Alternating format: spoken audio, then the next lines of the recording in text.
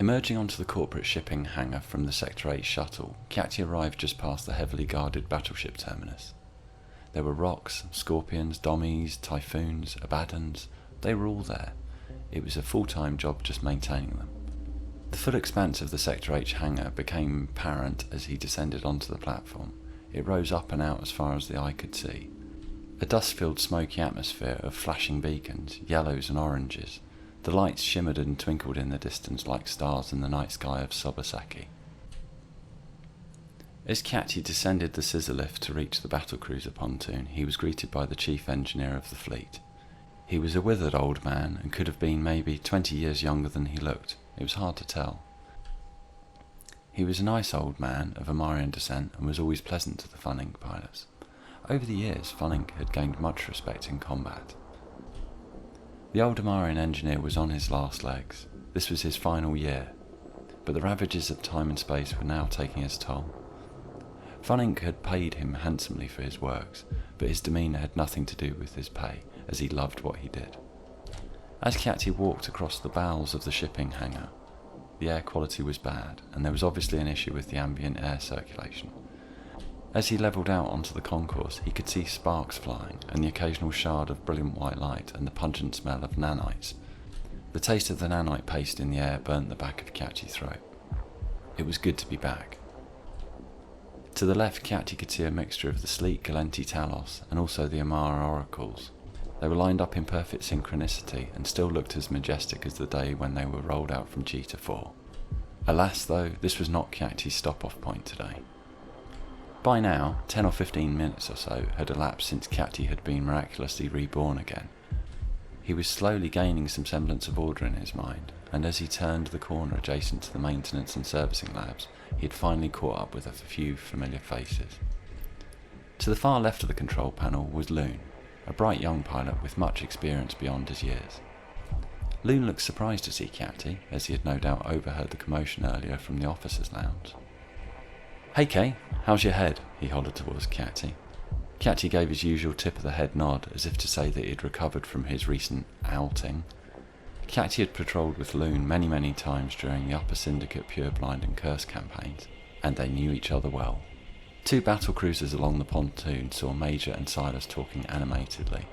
As Keacte approached, he heard the last snippet of their conversation. "So I probed him down, walked to his last known location, waited a minute with my SIBO on and scram preheated, and then the Hawk landed. Bang! Stupid bastard. Big fucking mistake," hollered Silas. They both laughed. It was good to see them. It was a fairly standard conversation for these two, although the location of the fight wasn't 100% clear. It was most likely around the Reblia gate in 6 Charlie. As Keacte came closer, Silas took one final draw on his cigarette and flicked the butt to the ground. The burning embers slowly flicked through the air, turning them from vivid red and into ash as it drifted down the gantry to the floor. In the mid-distance, they could see the first pilots undock and begin to walk to the rally point. The battle was on. A sharp slap on the back from Silas, and Keacte turned quickly on his heels towards his battlecruiser. Walking down the sky pontoon to the last battlecruiser, Keacte arrived at Old Faithful. She was a worn-out, rusted Minmatar Hurricane, approximately 15 months old. Keacte had always wondered how Minmatar ships could possibly fly. People sometimes look down on Minmatar ships as glorified tin cans. They've been called everything under the sun, and a lot of this centres around the fact that they look, well, rubbish, literally. This Hurricane had seen better days, far better days. As he descended the spiral stairs, Keacte admired the repair patchwork quilt of metalwork to the hull, since the last clusterfuck a few weeks prior. In FUN.inc, or any corporation, a clusterfuck generally means outnumbered and outgunned from the start, and this was definitely the case. Poor intel and no eyes. FUN.inc had shipped up to battlecruisers, and they had shipped up to more battlecruisers, but unbeknownst to us, they kept 50% of their gang in the wormhole. Yeah, so you get the idea. You live and learn. Well, some of us did. A lot of ISK was lost that day. End of story. So on to today. A lump had appeared in his throat, and it dawned on Keacte that he hadn't flown the Hurricane since that clusterfuck. He still didn't understand how he had got out alive, but in the aftermath his only conclusion was that the malediction pilot must have burnt out his warp disruptor, allowing Keacte to warp out to the relative safety and security of the next low-sec system. eventually docking up with the remainder of his squadron. There were only 4 of them left. That was a particularly bad day. Keacte swallowed the lump in his throat and took a deep breath. Here we go again, he sighed. As he descended the pilot's ramp, the Amarian service and the maintenance engineer appeared from Old Faithful, down the jetty covered head to foot in grease, rust, oil and nanites. Oh, good luck with that, mate. Something immediately jarred with Keacte. It wasn't the fact that he was wishing Keacte good luck. No, on the contrary. Keacte always appreciated common courtesy from the Amarians, which is a trait not always received from them. But they can't help that, though. It was how he said it. He said it sarcastically. Keacte caught his eye momentarily as that thought turned to concern, and he nodded towards the hull as if to say, "Good luck, you'll need it." Good luck. Those are the 2 words you never want to hear as you enter your ship, unless of course you're flying a bait drake, because drakes are always bait after all. The hull itself looked like a patchwork quilt of corroded metal sheeting, wires and scraps. As the Amarian engineer scurried hurriedly off the pilot's ramp, Keacte muttered to himself, "Jeez, these PVH engineers need a pay rise." As Keacte advanced up the pilot's ramp, he ducked through the blast door and turned to see more pilots emerging from the shuttle, running frantically along the skyport, adjusting their military fatigues as they swiftly proceeded. Members of Beta and Delta had been called. It was looking like we were going to get a fight. "Come on, ladies, get a move on," shouted Silas.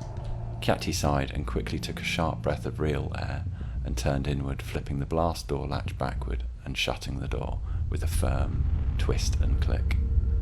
A jet of air shot out of the fuselage vents, and the air pulled inward against his eardrum, causing them to pop slightly. Keacte swallowed. He could hear the low tone of himself breathing as the pre-ignition emergency lights gently flickered on. There's always an eerie silence when you board your ship and the blast door shuts behind you. It's very strange. As the air is sucked out and the cabin pressurised, excitement always descended slightly. This was his life every day. As Keacte advanced along the narrow corridor flanked by numerous dials, bulbs and switches, he rotated and pulled the cockpit cabin door open and made the way to his implants, flicking a number of the switches as he carried out his pre-ignition check. Keacte plugged in his neural boost and ocular filter. He had done this many times, and as he did so, a moment of euphoria drifted over him and quickly subsided as normality resumed. He yelped slightly as a wave of coolness drifted over him, clicked his neck slightly, readjusted his shoulders. His vision was hypersensitive now, and his eyes felt a bit twitchy, continually blinking as his brain attempted to react to the information flowing into his eye. This was normal for these implants, and tame in comparison to some of the others. Keacte squeezed past the left console and took his seat, and looked out the 270-degree viewing window skyport to the outer world. He reached forward and took the ignition chip and placed it in the console. The magnetic field retainer grabbed it and it held it static. He took a deep breath and flicked back the starter switch and plunged the ignition handle. Keacte let out a guttural scream as the battlecruiser slowly started up. The engines were firing with increasing speed, eventually reaching full operating speed. He fumbled around the upper right part of the console, grabbed his headset and flipped the communication switch up and down a few times. Nothing. Again, nothing. Oh, for fuck's sake, work, goddammit, you stupid piece of shh. He hit the fascia of the console again, once or twice, maybe a third time. As the comm became active, the static ripped through his ears. His communication to the outside world, and more importantly the rest of the fleet, was up and running, albeit it was scratchy, and he could hear the fleet commander. A familiar voice came over on comms. "Undock, undock, undock. Warp to the rally point, warp to the rally point.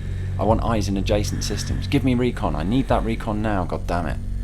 We were about to get a fight. Keacte grabbed the throttle handle and manoeuvred out of the docking bay, falling in just behind Loon or Silas. He wasn't quite sure as the visibility was quite poor. Keacte was scanning the panel indicators frantically on the console, checking everything was as expected. Ammos, guns, that everything was loaded, and that he had paste available, and drones were ready for deployment. Shit! Boosters, for fuck's sake, boosters! He realised he wasn't 100% set up. Keacte looked up diagonally to the right of the console and grabbed the hypodermic needle from above. He rolled up his sleeve slightly and flicked the vein of his left arm a few times and plunged the needle deep into the vein. He slowly delivered the boosters to his system.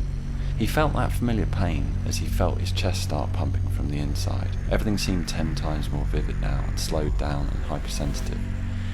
He could feel a rational sensibility come flooding over him. He moved his hand in front of his eyes and clenched his fist and spread his fingers. Everything seemed super slow. He looked down to the right of the centre console and hovered his finger over the manual piloting flight lever and took control firmly into his hands.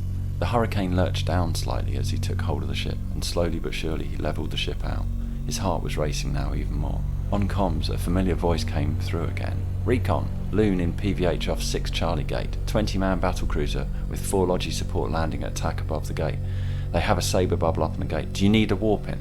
They know we're coming for them. They're heading to 6 Charlie. Permission to deploy probes. Over." It was Loon. Right time, right place, right person. Keacte felt reassured that he was there. As Keacte approached the boundary of the station force field, the sun shone brightly onto his eyes. He cleared the station entrance and aligned to the rally point and throttled down, engaging the warp drive. A couple of seconds elapsed and nothing. Keacte sighed. Had that Amarian hippie ruined Keacte's chances of taking part in this battle? He began sweating as the Hurricane slowly gained speed and levelled out. All of a sudden, as if out of nowhere, Keacte was thrown deep into the very back of his seat as the familiar sultry voice clicked in. Warp drive active. Wow! It got him every time. A ship that size, going at that speed, stitched together by what looked like an ageing Amarian hippie.